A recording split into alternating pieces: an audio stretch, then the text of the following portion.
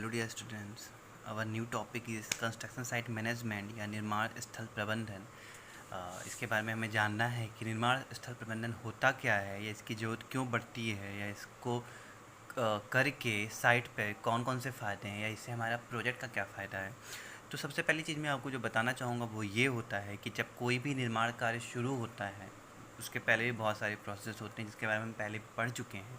तो मैं आपको यहाँ बताना चाहूँगा कि जब साइट पे हम जाते हैं और कोई निर्माण का कार्य स्टार्ट करते हैं, तो जैसे कि अभी हम जानते आए हैं कि किसी भी निर्माण कार्यों के लिए हमें मैन पावर की आवश्यकता होती है, हमें मटेरियल की आवश्यकता होती है, हमें मशीन्स की आवश्यकता होती है, और इन सब चीज़ों को करने के लिए एक मैनेजर या मैनेजमेंट की आवश्यकता होती है। ठीक है। तो जब किसी साइट पे काम स्टार्ट होता है तो उससे उस पूरे काम से रिलेटेड, ठीक है, जितना भी मटेरियल है, जितने भी मैन पावर हैं, जितने भी मशीन्स हैं, इक्विपमेंट हैं, उनकी व्यवस्था हमको आसपास वहीं पे साइट पर ही कर लेनी चाहिए। जिसकी वजह से क्या होता है कि जो आपका टाइम है, टाइम मैनेजमेंट वो बहुत बढ़िया चलता है। जिस एस्टिमेशन के हिसाब से आपने जिस प्रॉपर काम को जितना टाइम ड्यूरेशन दिया है उसी में वो संपन्न हो जाता है, समाप्त हो जाता है, एंड हो जाता है, फिनिश हो जाता है। और साथ ही साथ आपकी जो पूरे परियोजना की अवधि है उस पर भी, उसके जो टाइम ड्यूरेशन है उस पर भी कोई फ़र्क नहीं पड़ता। तो कहीं ना कहीं अगर आप कंस्ट्रक्शन साइट मैनेजमेंट करते हो तो आपका टाइम का मैनेजमेंट होता है, और साथ ही साथ अगर टाइम का मैनेजमेंट हो रहा है तो कहीं ना कहीं आपका जो इकोनॉमिकल कंडीशन है वो भी बढ़िया से चलेगी, सुचारू रूप से चलेगी, और आपका पैसे की भी बचत होती है। सबसे पहले मैं बात करूँगा कि कंस्ट्रक्शन साइट मैनेजमेंट होता क्या है। तो सब बात करते हैं साइट मैनेजमेंट। तो जैसे यहाँ पे लिखा हुआ है कि निर्माण कार्य शुरू करने से पहले निर्माण स्थल पर समुचित व्यवस्था करना तथा निर्माण सामग्री एवं श्रमिकों का सुचारू रूप से संचालन बनाए ही रखना ही साइट मैनेजमेंट कहलाता है। तो बिल्कुल सही बात है कि जब आप साइट पे काम कर रहे हो तो प्रॉपर वे में जिस हिसाब से आपने डिसाइड किया है, काम एक फ़्लो में वन बाय वन चलता रहेगा बिना किसी रुकावट के। तो उसके लिए हमको सारे मैनेजमेंट वहीं साइट के आसपास, जैसे कि मटेरियल की व्यवस्था करनी चाहिए, जो लेबर्स आ रहे हैं उनके रहने की व्यवस्था करनी चाहिए। भाई बहुत सारे लेबर्स जो स्थानीय नहीं होते हैं, बाहरी होते हैं, उनके लिए भी हमको वहाँ पे रहने की व्यवस्था करनी चाहिए कि जैसे जब भी आपको जिस भी चीज़ की रिक्वायरमेंट हो तो आपको वो चीज़ तुरंत मिल जाए, आपको उसके लिए इधर उधर भटकने की आवश्यकता या ज़रूरत ना पड़े। तो अगर आप भटकोगे नहीं तो आपका टाइम बचेगा, आपको जो भी चाहिए तुरंत इंस्टेंट टाइम में आपको मिल जाएगा, और आपका टाइम मैनेजमेंट प्रॉपर चलता रहेगा और आपका समय भी बचेगा। ठीक है। तो साइट मैनेजमेंट होता है। देन क्या होता है कि जब एक जो मैनेजर है, जो साइट इंजीनियर है जिसको हम कह सकते हैं, जब वो साइट पे होता है तो उसके पास कुछ चीज़ें होती हैं जिसको अपने पास रखता है, एंड जिन चीज़ों की वजह से वो कंस्ट्रक्शन साइट को मैनेजमेंट करता रहता है। जैसे कि इसमें कुछ चीज़ें मैं आपको दिखाना चाहूँगा कि साइट प्लान, मतलब उस पूरे साइट का जहाँ पे वर्क चल रहा है उसका पूरा प्लान, वहाँ का टोपोग्राफिकल चीज़ें कैसी हैं, वहाँ का लैंड कंडीशन कैसा है, सब कुछ उसके पास होती हैं। बिल्डिंग वर्क्स प्लान की बिल्डिंग कैसे बनाने हैं, क्या बनाने हैं, या बिल्डिंग में कौन कौन सी चीज़ें हैं, किस हिसाब से हैं, भाई हम हर चीज़ प्लान कर लेते हैं और उसी के हिसाब से हम काम करते हैं। ठीक है। तो बिल्डिंग वर्क्स प्लान जो होता है ये रखा जाता है। इसके अलावा जो है service plan in the sense कि मैं बात करूं कि जल आपूर्ति तथा अवजल निकासी की लाइन तथा निपटान बिंदु का पूरा ब्यौरा होना चाहिए, कहाँ से वाटर ड्रेनेज निकलेगा, कहाँ से जाएगा, कहाँ से पाइपलाइन बिछेंगी।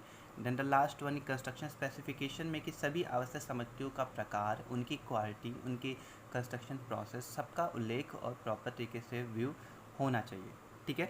देन अब आते हैं अपने अगले टॉपिक की तरफ जिसका नाम है जॉब लेआउट। ठीक है। जॉब लेआउट एक जॉब विन्यास, एक कह सकते हैं कि जब हम साइट पे काम करते हैं, जब हमारे लेबर साइट पे काम कर रहे होते हैं तो क्या होता है कि निर्माण स्थल पर एक कैंप के रूप में व्यवस्था की जाती है। कैंप इन द सेंस कि वहीं पे लोग रहते हैं, खाते हैं, पीते हैं, दिन भर काम करते हैं, कभी कभार रात में, कभी कभार 24 घंटे काम करना पड़ता है। ऐसे ऐसे कंस्ट्रक्शन की चीज़ें होती हैं।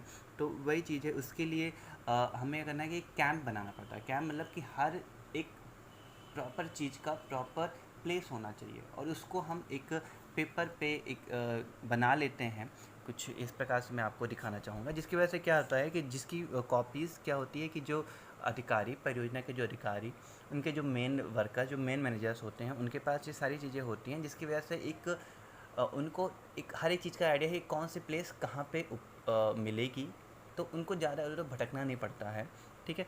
सो पहले मैं आपको बताना चाहूँगा थोड़ा बहुत जॉब लेआउट के बारे में कि निर्माण परियोजना मौके पर एक शिविर के रूप में जब संपन्न करते हैं तो जिसमें निर्माण की विभिन्न गतिविधियों के लिए स्थल निर्धारित कर दिए जाते हैं और निर्माण स्थल पर इस शिविर स्थापन के कार्य को ही जॉब विन्यास कहते हैं। ठीक है। यह कैंप जितना ही बढ़िया होता है निर्माण कार्य उतने ही फ्लो में और तेज़ी से चलता रहता है। ठीक है। सबसे पहले हम करते क्या है कि शिविर को स्थापित करने से पहले जो निर्माण स्थल होता है इसका एक प्लान बना लेते हैं और प्लान को बनाने के बाद जितनी सारी चीज़ें होती हैं कि कहाँ पे हमको स्टोर गोदाम बनाना है, कहाँ पे वर्कशॉप रखना है, कहाँ पे सड़कें बनानी है, कहाँ पे श्रमिक की आवाज़ बनानी है, कहाँ पे उनकी सुरक्षा से रिलेटेड जैसे कि मेडिकल ट्रीटमेंट या जो फर्स्ट एड ट्रीटमेंट होगा कहाँ पे वो होगा, कहाँ पे उनको प्रसाधन की व्यवस्था करनी है, कहाँ पे टिम्बर के स्टोर होने हैं, कहाँ पे स्टील के स्टोर होने हैं। तो इन सारी चीज़ों को हम एक पहले प्लेन डिसाइड कर लेते हैं और फिर उसको एक पेपर पे उतार लेते हैं।